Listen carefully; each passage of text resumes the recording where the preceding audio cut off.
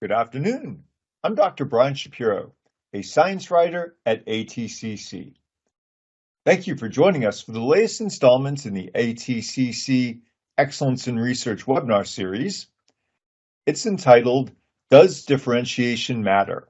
Comparing the toxicological response between airway epithelial models, and is presented by Dr. Kevin Tayo. Dr. Tayo is a scientist at ATCC. In this presentation, Dr. Tayo will compare 3D airway models comprising fully differentiated or undifferentiated primary human bronchial tracheal epithelial cells. We will then share data suggesting that these advanced models can be used to assess the toxicological response to both short and long-term exposure to unknown compounds, serving as useful tools for future airway toxicity research. After the presentation, please join us for a lively discussion as Dr. Tayo answers your questions. If you have any questions for our speaker, please use the chat function available through the webinar program. All questions will be answered as time allows at the end of the presentation. The recorded webinar presentation will be archived on the ATCC website, www.atcc.org. So with that, I'd like to welcome Dr. Kevin Tayo.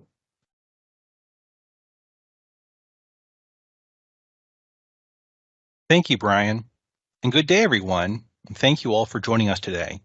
My name is Kevin Tayo, and I'm a staff scientist here at ATCC.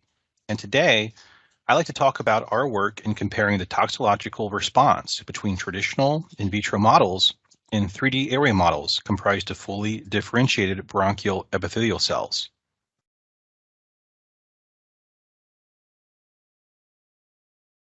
In today's talk, I want to demonstrate the utility of physiologically relevant 3D bronchial airway models for use in safety research.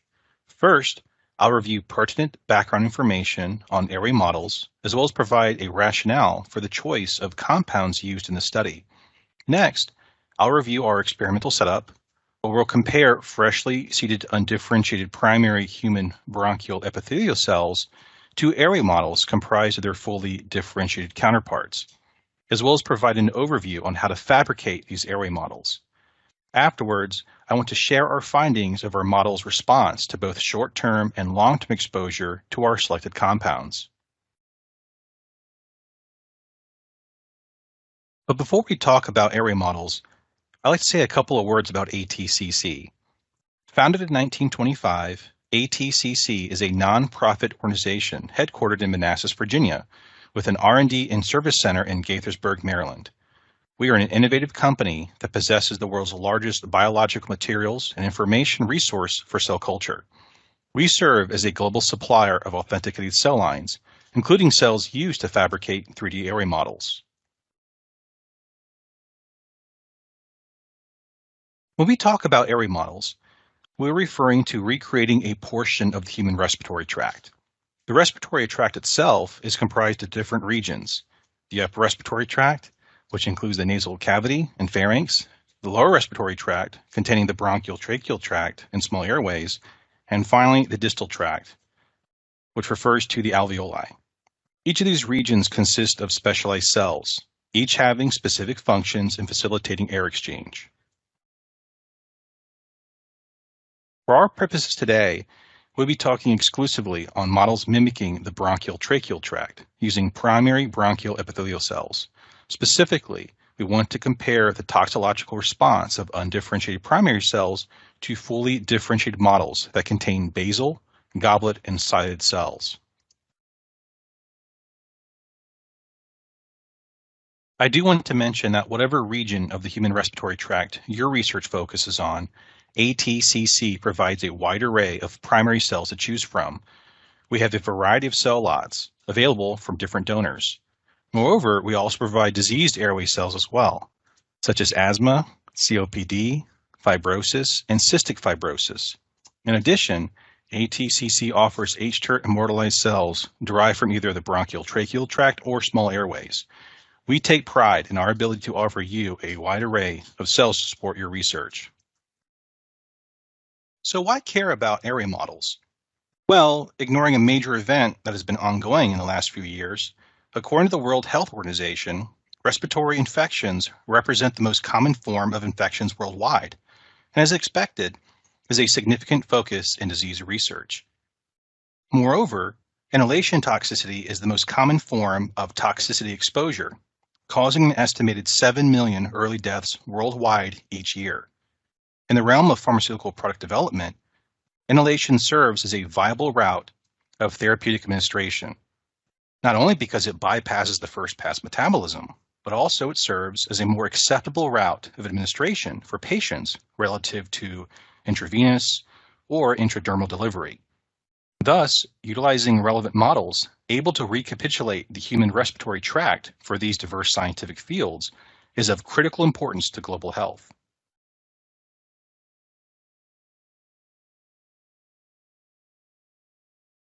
For these studies, we wanted to use compounds that are relevant to the fields of industrial hygiene, as well as pharmaceutical development. For industrial hygiene, we chose the heavy metal cadmium, or for our studies, its more soluble form of cadmium chloride. Cadmium is utilized in a variety of industrial processes and is ranked 7th on the Toxic Substances and Disease Registry Substance Priority List, as well as categorized as a substance of very high concern by the EU's European Chemical Agency due to its toxicity and risk of inhalation exposure. For a representative compound relevant to drug development and pharmaceutical safety, we chose the compound pentamidine. Pentamidine, a potent antimicrobial agent, can be administered via inhalation and is listed in the World Health Organization's list of essential medicines. However, adverse side effects from its use are commonly reported.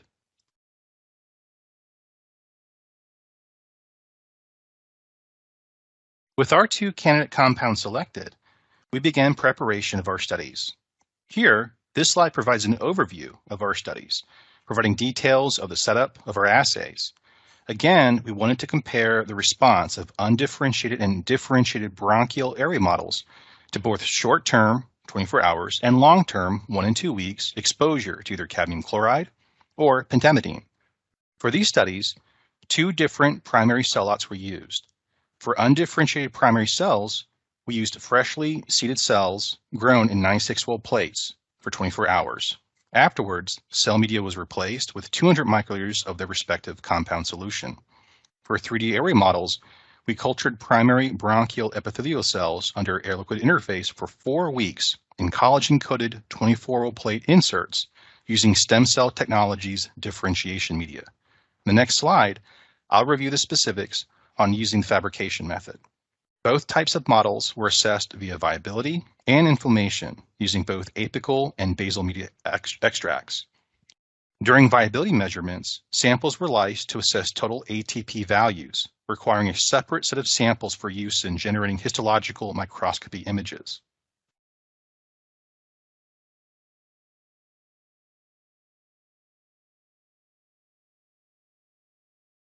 This slide provides an overview of the airway model fabrication process, which was covered more in detail in my previous webinar. This entire process takes about 5 to 6 weeks to perform. First, we'll add transwell inserts with PET membranes containing 0.4 micron pores into the interior wells of a 24-well plate. We then apically coat the transwell insert with 100 microliters of 0.3 mg per ml collagen solution and incubate the plates overnight at 4 degrees Celsius. Afterwards, we'll place the plates back into a biosafety cabinet and allow them to reach room temperature. And then we'll wash twice the membranes using PBS. We'll then seed bronchial cells at 100,000 cells per well at a volume of 200 microliters and add 0.5 mils of complete bronchial growth media to the basal side.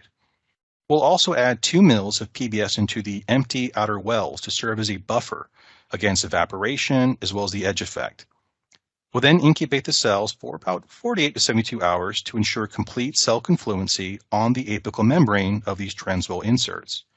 Once they're fully confluent, we'll actually remove the apical media, partially exposing the cells to air, hence air-liquid interface, or ALI. We also want to replace the basal media with the differentiation media. We'll then culture our cells under ALI conditions for at least 4 weeks to ensure epithelial differentiation, replacing the basal medium every other day. After 2 weeks of ALI, we will also perform weekly rinses on the apical side of the membrane to gently wash away any mucin produced, while being careful not to disturb the cell layer. This is important because excess mucin can affect model maturation and create replicate variability. Once the bronchial cells are fully differentiated, we will begin our toxicology studies by administering the compound solutions directly to the apical side. For long-term exposure, basal media was replaced every other day, with compound administration occurring weekly.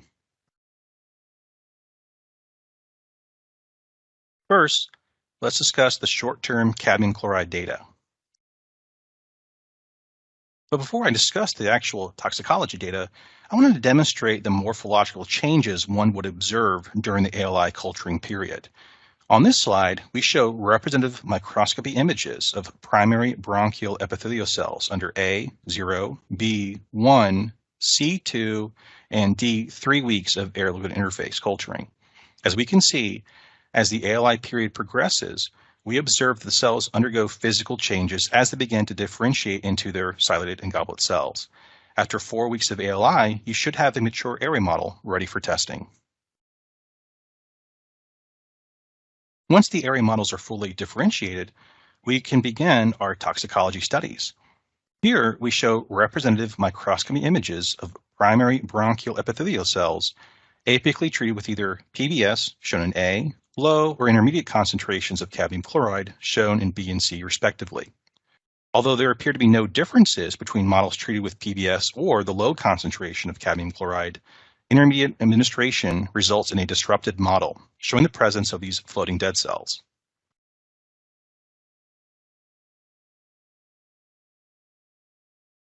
Here, we utilize the Cell Titer 3D Glow Cell Viability Assay Kit from Promega to assess changes in viability in our freshly seeded 96-well plate containing undifferentiated primary bronchial epithelial cells.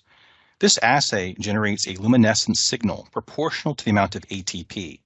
The amount of ATP is directly proportional to the number of viable cells within a sample. Simply put, the higher the signal, the higher level of viability, or in this case, the lower the signal, the greater decrease in viability. On this graph, we have a full range of concentrations of cadmium chloride used in our studies, shown on the x-axis, ranging from 14 to over 2,000 micromolars. The two bar sets, black and gray, show the changes in viability from our two different primary cell lots. We converted their signal intensity into a percent viability relative to untreated, or 0 micromolars.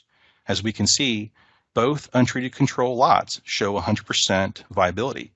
However, as we administer greater concentrations of cadmium chloride, we see an expected dose-dependent loss of viability corresponding with a decrease of luminescent signaling, with the highest two cadmium administrations resulting in an average of 0% viability, with luminescent signaling comparable to our background media. Next, we use the same assay to assess changes in viability in 3D Airway models. As we can see, the trend is very different compared to undifferentiated primary cells. There's actually virtually no change in viability from low administrations of cadmium chloride. However, once we reach about 207 micromole concentration, there is a precipitous drop in viability, with minimal viability exhibited in 3D Airway models following concentrations greater than 300 micromolar.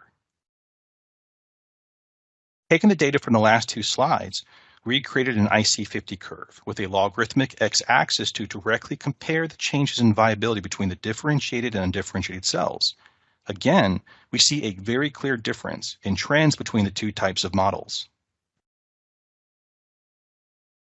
When we calculate the actual IC50 values, we see that 3D Airway models express an over twofold increase in IC50 values relative to their undifferentiated primary cell counterparts. This suggests that fully differentiated cells are less susceptible to cell death relative to undifferentiated cells.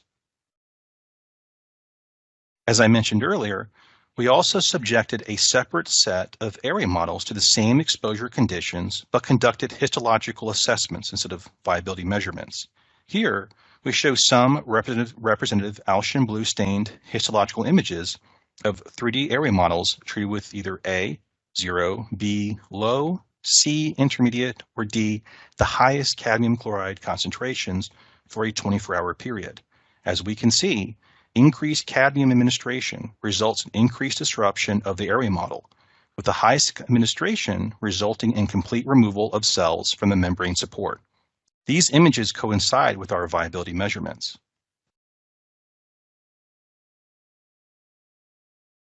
We also evaluate changes in concentrations of the cytokine IL-8, a pro-inflammatory cytokine secreted from epithelial cells. We did this by assessing basal media extracts using ELISA. Here, we show blank subtracted values of all tested concentrations. As we can see, when exposed to either low or intermediate cadmium administrations, both undifferentiated and differentiated models exhibit increased cytokine expression relative to untreated controls, indicating that cadmium presence induces inflammation. However, high concentrations of cadmium results in lower expression of IL-8, which is attributed to cell death. Next, let's move on to short-term pentamidine data. Here, we show the results of our viability measurements on undifferentiated cells from 24-hour exposure to pentamidine.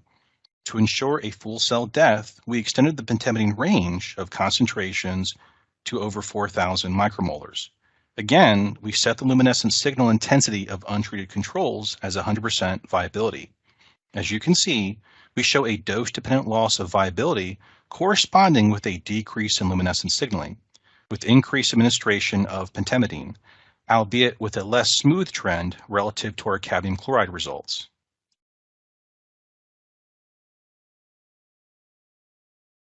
When we look at the viability measurements of the 3D airway models, we can see a dramatic difference in these trends. Here, we see a significant increase in cell resistivity to cell death. Even at the highest administered pentamidine concentration, both lots still exhibit some levels of cell viability. When we take the data from the last two slides into an IC50 curve, we can better see how clear the difference is between these two models. Moreover, when we calculate the IC50 values for each cell lot, 3D airway models exhibit an over 40-fold increase in IC50 values relative to freshly seeded undifferentiated primary bronchial epithelial cells. Here, we show representative Alcian blue stained histological images of 3D airway models apically treated with either A, 0, B, low, C, intermediate, or D, the highest pentamidine concentrations for a 24-hour period. Unlike what was observed in cadmium administration, there doesn't appear to be any degradation of the airway model with increased pentamidine administration. Only under the highest administered pentamidine do we see any forms of model disruption, although a number of cells are still present. Again, this correlates to what was observed in our viability measurements. Now, let's talk about long-term testing, starting with 1 and 2 week cadmium chloride exposure testing. For our long-term studies, we reduced the number of tested compound administrations. Given the fact that high cadmium concentrations are enough to completely kill cells after only 24 hours, we wanted to examine the response to lower dosages only. From this graph, we show the changes in viability of both primary cell lots after 1 and 2 weeks of cadmium exposure. Lower concentrations of cadmium showed no decrease in viability relative to untreated controls. Moreover, the data from the 1 week shows increased viability under these concentrations, up to 27 micromolars, which we attribute to wound healing effect. In contrast, models tested with the highest tested concentration used, in this case 145 micromolars, show a marked decrease in viability for both 1 and 2 week time periods. Here, we show representative Alcian blue stained images of airway models treated with 14, shown in A, 53, B, or 800 micromolars of cadmium chloride for 1 week, or the same concentrations for 2 weeks, shown in images D through F. Again, increased cadmium concentration results in a progressive disruption of the airway models observed in both 1 and 2 week incubation. Here, we show the results of 1 week exposure to cadmium chloride in our mature airway models. Similar to our short-term results, low concentrations of cadmium result in increased expression of the pro-inflammatory cytokine. However, higher cadmium administration shows decreased cytokine expression relative to untreated controls, again, attributed to cell death. Now, I do want to point out that we did perform these studies using the pentamidine samples. However, we did not observe any increase in IL-8 concentrations relative to untreated controls. This is because pentamidine actually inhibits IL-8 production. So for future references, you may want to test a different or multiple expressions of different cytokines. Finally, let's review the data from our long-term pentamidine exposure. For long-term pentamidine studies, again, we reduced the number of tested compound administrations. Similar to our cadmium results, low administration of pentamidine does not decrease viability in airway models. Only the highest administered amount, in this case 1,185 micromolars, exhibits a decrease in viability. Finally, here we see representative Alstrian blue stain images of primary bronchial epithelial cells apically treated with either 0, 46, 156, or 1,185 micromolars of pentamidine for 1 week. Unlike cadmium administration, long-term pentamidine exposure does not disrupt the cell model morphology unless under really, really high concentrations. So in summary, for our short-term studies, both primary cell lots demonstrated dose-dependent response to selected compounds. Differentiated airway models showed higher tolerance to selected compounds relative to freshly plated counterparts. Inflammation assays reveal a correlation between compound dosage and cytokine production, with high concentrations demonstrated little or no cytokine expression due to cell death. Pentamidine inhibits IL-8 production. Intermediate and low concentrations of cadmium chloride caused elevated cytokine expression relative to untreated controls. And images of models correspond to our viability data. Higher cadmium exposure results in greater disruption of model integrity.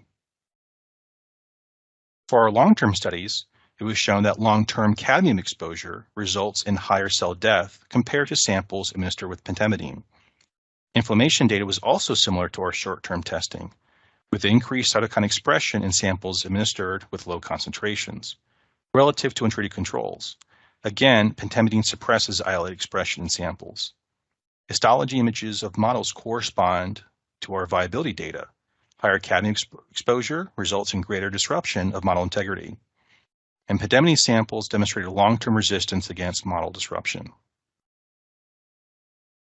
This concludes my presentation. Thank you again for your time.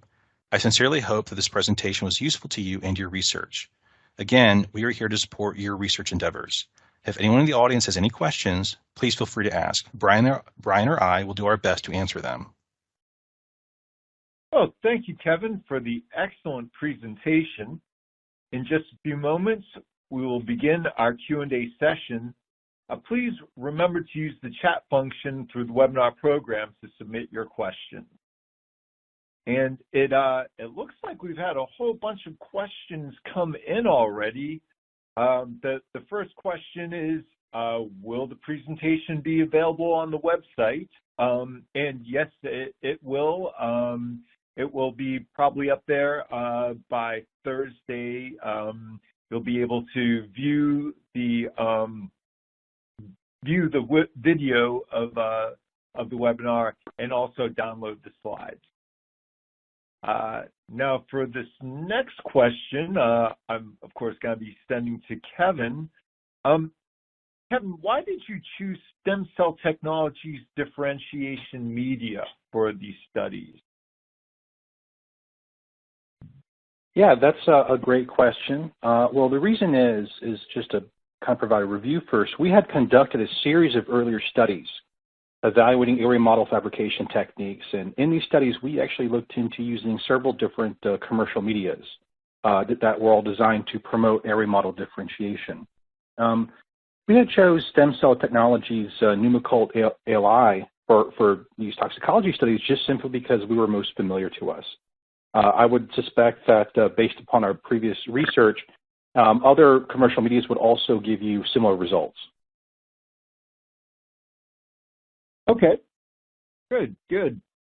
Now, could you talk a little bit about the rationale that you had for the concentration ranges of both of the compounds that were used in these studies? Okay, yes.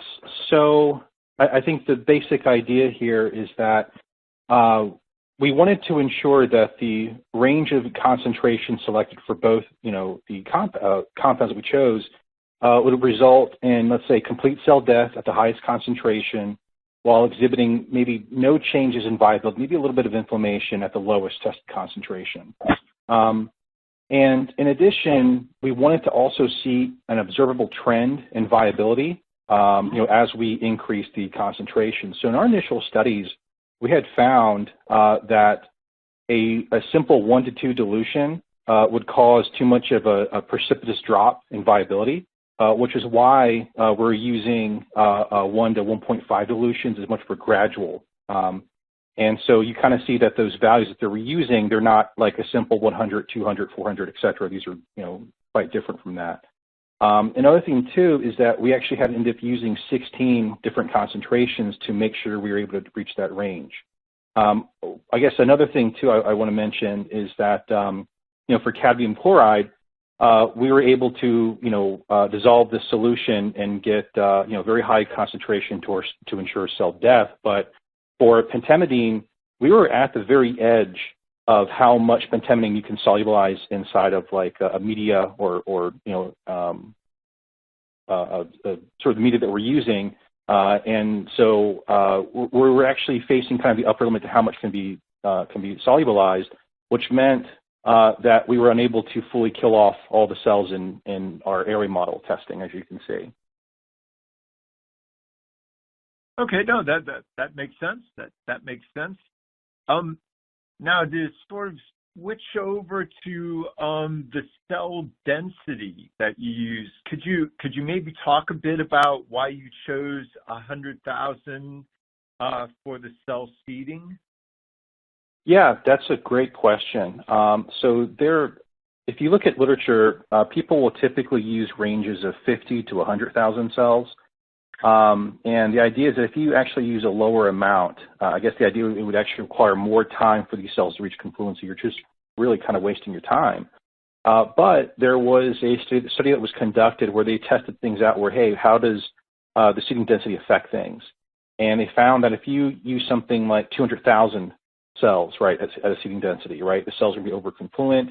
They really don't like to be on top of each other, and that's actually going to affect the morphology of your Airway model, and you're not going to be able to form an Airway model with appropriate morphology. Okay. No, that makes sense. That makes sense. So switching gears from seeding density, why did you use different primary cell lots? Yeah, that's a good question.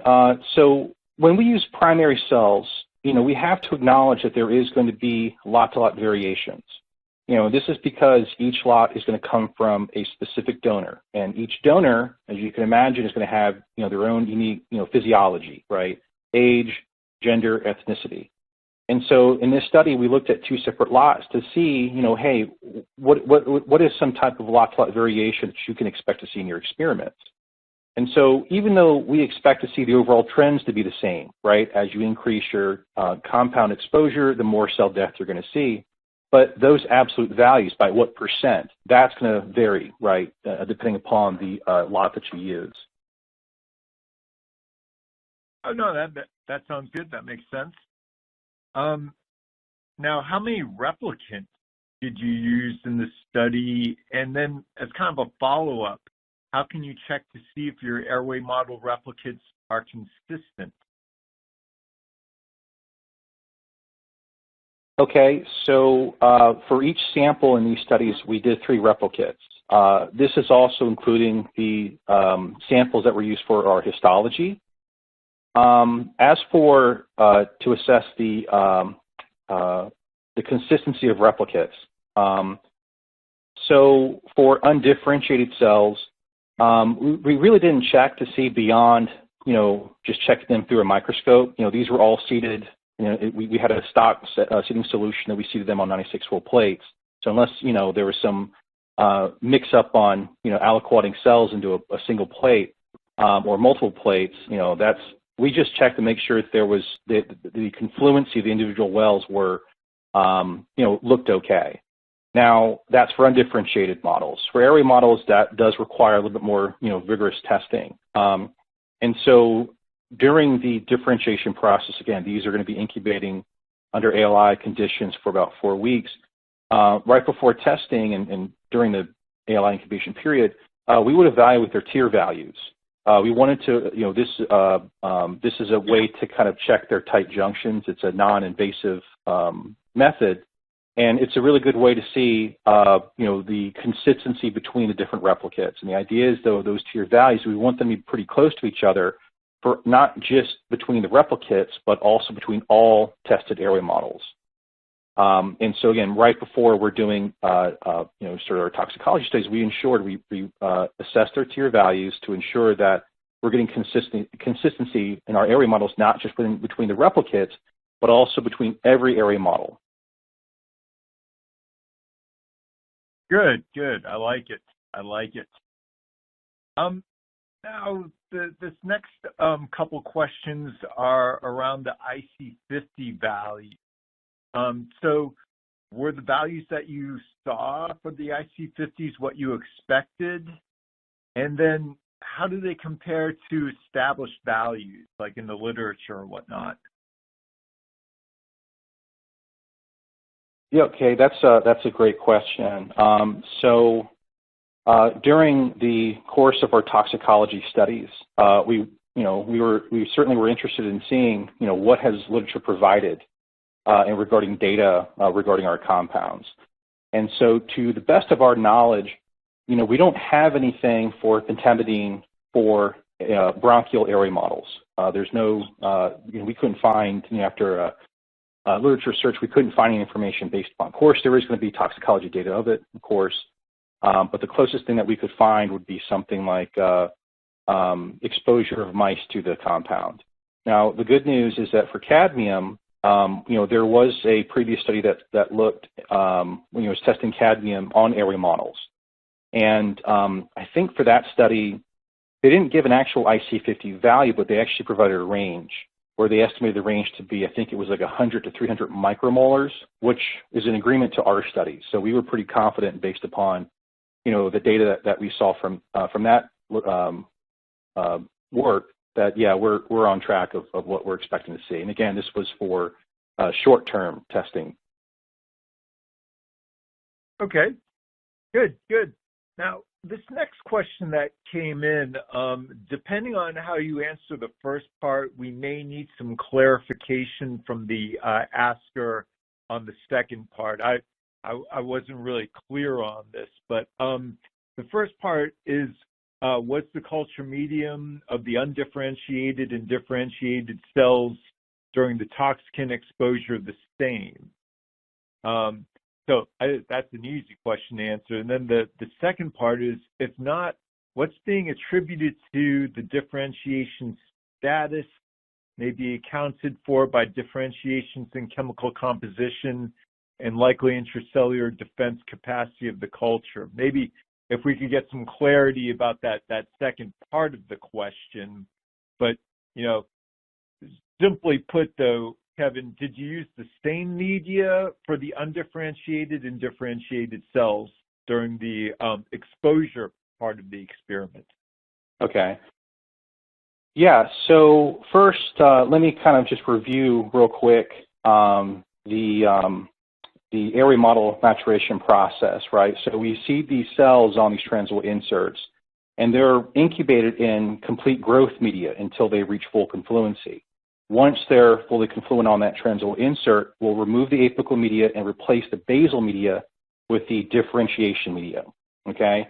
So the differences between the differentiation media and growth media is that there's going to be, decrease in some solutions like, epithelial growth factors, increased things of other compounds like retinoic acid. That's what differentiation media typically has versus growth media, among other things. There's a lot of different other things that are a lot of differences between those two medias. Excuse me.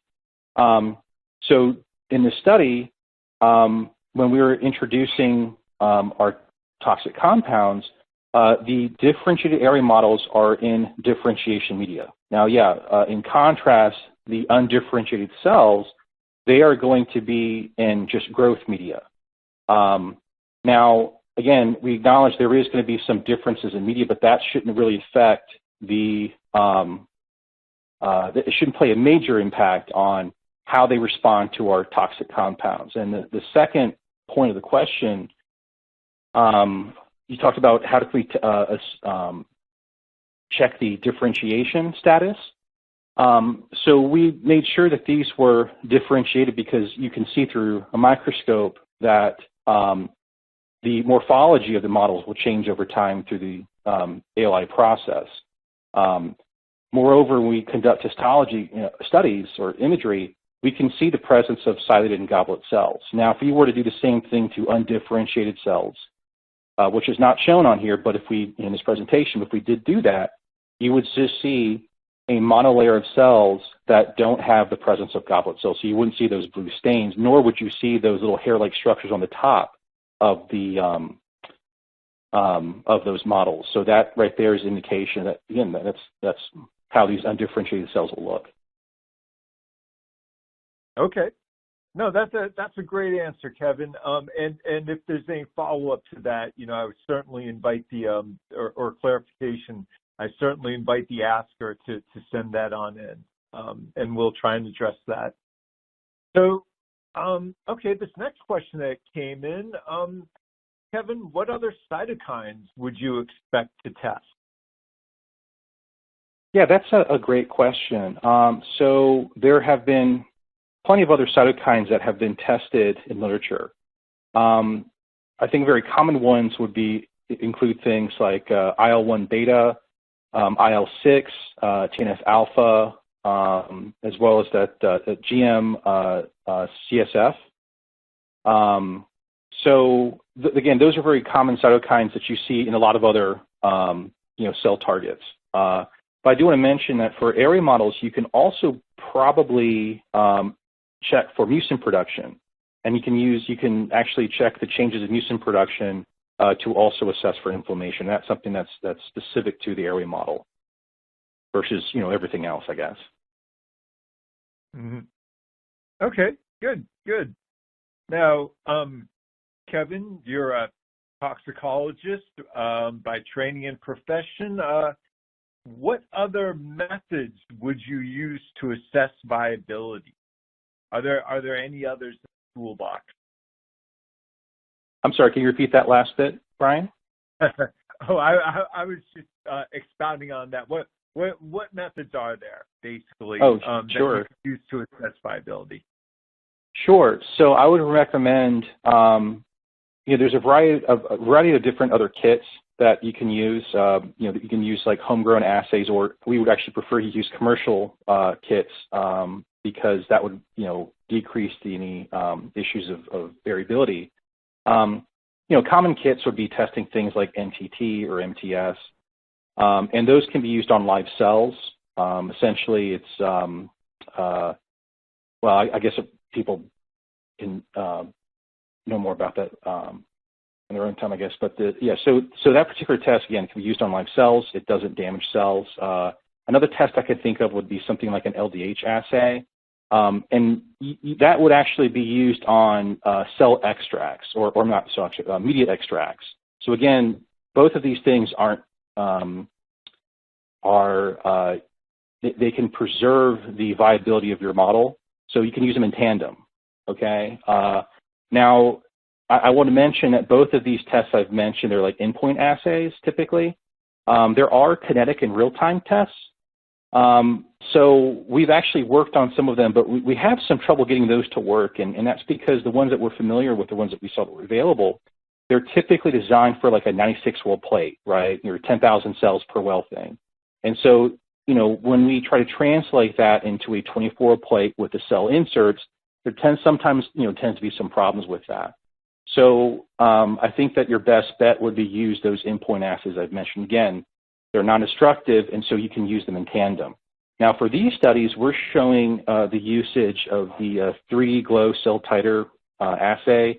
That does lyse the cells, and so that's something like once you use that, you can't use anything else, right? But it did provide the most consistent and reliable results in our studies. And so we felt that I think is the best option. But again, there's plenty of other options available. I do want to mention that, again, there's with Airway models, there's some additional tests that you can do that, that is specific to them as opposed to other types of models. So one of them, again, is assessing tear values. And so what I mean by this is that one way to test for it is you can test your tear before the addition of your toxic compound, add your toxic compounds, and then after, the period, let's say 24 hours, or maybe it's a daily testing throughout a whole week, you can actually assess the changes in tear. And so the idea is that as those cells are dying, right, those tight junctions are being disrupted, so you're going to see a decrease of tear values, right, corresponding to that decrease in resistivity. And so that decrease of resistivity or tight junction is going to be correlated with a decrease of viability. And that will, those two things will correspond to each other. So again, there's a variety of different viability assays you can use for your purposes. All right. Excellent. Now, this is a kind of interesting question around media changing. So I guess, can you talk about the rationale for changing basal media every other day, but only changing the apical medium weekly? Yes, that's an excellent question. Make a long story short, that methodology was a result of the compromise. So first, I want to acknowledge that during the incubation period, you add your compounds on apically, and they will diffuse in the basal layer given time, right? And so as we replace the basal media, it almost acts to dilute the compound concentration. So, in order to maintain a correct concentration throughout the 1 and 2 week study, it would require replacing both the basal and apical media, right? So that would be, that would be the correct argument, I guess, to make. But there's two things with that, right? So first, here's like the least, important thing is that there is a material cost, right? And having to remake these 16 range concentrations every other day, for 2 weeks, as well as, taking care of the disposal. So this, I think, is an understandable concern for our friends in academia. But the major concern was, hey, if we're going to replace the apical media, we're essentially, their concern is that those models, which may have already been weakened from the compound administration, they might be further damaged from the rinsing of the apical layer and changing media. And so we did, for this particular study, to help preserve those, the integrity of those models as best as we could, we did choose this, we felt, rather difficult decision to limit the number of apical washes and, subsequent compound administrations. All right. No, that makes good sense. That makes good sense. All right. Now, are there other ways that you can use to visually assess airway model structure and damage? Yes. So just to kind of clarify, in this study, we looked at both microscopy as well as Alcian blue and H&E stained histology images. And I know that we only showed the Alcian blue images in the study just to be concise and reduce the redundancy here. There are other ways that you can assess, like model degradation or model structure damage. One of the things you can do is use immunohistochemistry, right, where you're specifically staining for antibodies that would actually help indicate model disruption or inflammation.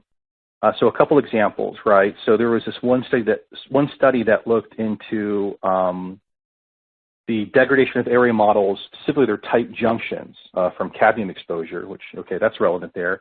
And what they did is that they performed immunohistochemistry for it's a ZO1 protein, and this is like a protein that's associated with tight junctions. And so if I recall correctly, they had a series of images with decreasing fluorescent intensity of this ZO1 protein with, increased cadmium administration. So again, increased cadmium administration resulted in the, decreased presence of the ZO1 protein, showing a greater disruption of model disruption.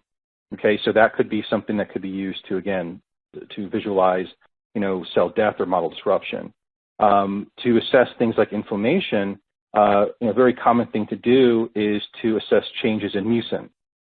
Specifically, I think the proteins would be mus5AC or 5AB, and again, you can stain for those. And the idea being those that as you see an increase of inflammation, you should see an increased production or increased intensity of those mucin compounds in your airway models. Okay. Good. I like it. Now, the airway is, basically an organ with several different cell types. Have you tried testing co-culture models? Yes. So we have done work looking into incorporating fibroblasts into these airway models. So these would be, fibroblasts in a collagen matrix, and then you'd have your bronchial cells seated on top of them. And we have done some work on that. We've also done some preliminary testing assessing their toxicity. In essence, we wanted to compare, not only what these things would look like, but also how would the incorporation of the fibroblasts affect, the toxicology profile or the response to these compounds. And so that's still a work in progress. That's still something that we can't really show right now. We don't have the completion on that. But yes, we do have some experience with that as well. All right. Thank you for the preview then. More to come hopefully on that. Okay, what were the average tier values for the airway model? Okay. That's a good question. So as I mentioned, before we even started our tox studies, we wanted to ensure, we ran tier values to make sure that they were very similar. And I think the averages were around 1,200 ohms times centimeter squared. That was the averages that we're seeing around that. Okay. And all right, this is the last question that we have, so let's make this last call for questions. And this is actually very interesting. Can you use airway models to assess exposure to volatile compounds? Yes, that's a great question. That is something that you can use these airway models to do that. Now, I want to mention here that you probably it requires a bit more than just your typical 24-well plate. If you think about this, if you administer a volatile compound, even it may be an aqueous solution, it might actually diffuse and affect the other wells. So you do need specialized equipment to prevent that from happening. So there are commercial products available to prevent that very thing from happening. So your traditional 24-well plate inserts, that you typically use, that's not going to necessarily be enough. So that has been done. The literature provides examples of that. I do want to mention, though, that typically like a biosafety cabinet and ones that you typically use may not be appropriate to protect you from volatile compounds. So if anyone who is doing volatile compound testing, right, I know it's difficult to combine that with cell culture here, right, because you want to maintain that that clean environment, but you also have to remove that potential exposure. So please see a safety officer or look at the safety program in your organization if you're going to do these type of tests, though, because that does prevent some interesting challenges, but it can be done and it has been done.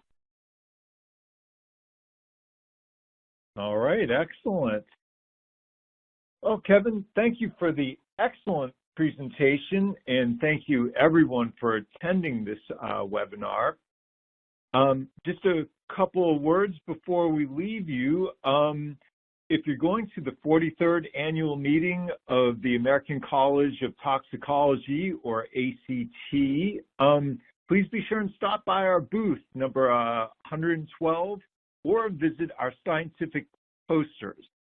So Steve Budd will be presenting development of H-tertimortalized neonatal melanocytes for toxicity studies and melanogenesis regulation.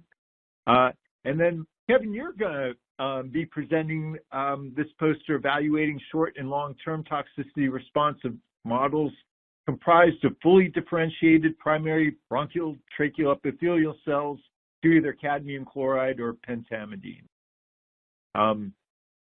So hope to see you all there, and thank you so much for attending. Have a great day.